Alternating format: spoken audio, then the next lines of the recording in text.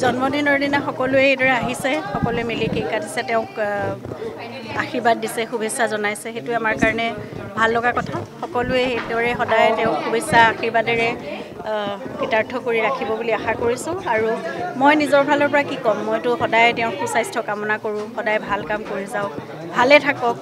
আৰু মোৰ সমস্ত প্ৰাৰ্থনাটো তেওঁৰ কাৰণে, গতিকে আৰু ভগৱানৰ ওচৰত আজি পুনৰবাৰ প্ৰাৰ্থনা জনাইছোঁ, সদায় তেওঁক ভালে ৰাখক আৰু যিখিনি মনৰ ইচ্ছা আছে পূৰণ কৰক, ভাল কামবোৰ কৰি যাওক, মানুহৰ মাজত থাকক, মানুহৰ আশীৰ্বাদেৰে পুষ্ট হৈ থাকক। বেলেগ তেনেকুৱা কাৰ্যসূচী আজি আমি দিনৰ ভাগত আমাৰ নতুন ছবি ৰৈ ৰৈ বিনালে আমি কৰিম, মানে আমি যে আৰম্ভ কৰিম সেই কথা মুকলিকৈ ঘোষণা কৰা হ'ব আনুষ্ঠানিকভাৱে।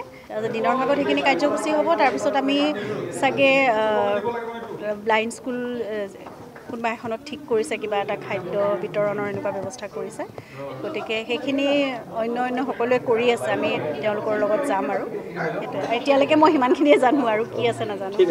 আমি গুৱাহাটীৰে হয় আৰু ইয়াৰ লগতে আমাৰ সকলোৰে মৰমৰ আৰু বিশেষকৈ আমাৰ আদৰ্শৰ স্বয়ং ডক্টৰ জুবিন গাৰ্গ ডাঙৰীয়াৰ আজি উপজাৰ দিন, আৰু সেইটো কাৰণে মোৰ ব্যক্তিগত ফালৰ পৰা লগতে আমি গুৱাহাটী ফেন ক্লাবৰ পৰা জুবিনদাৰ উপজাৰ দিনৰ বহু মৰম আৰু শুভেচ্ছা জ্ঞাপন কৰিলোঁ।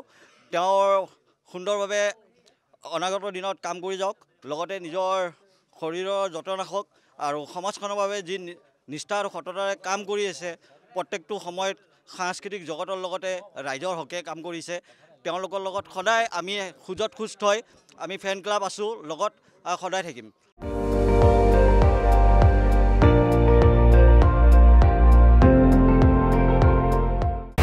আপুনি চাই আছে ND24, সৰ্বশ্ৰেষ্ঠ নহয়, সৰ্বোত্তমৰ দৌৰত।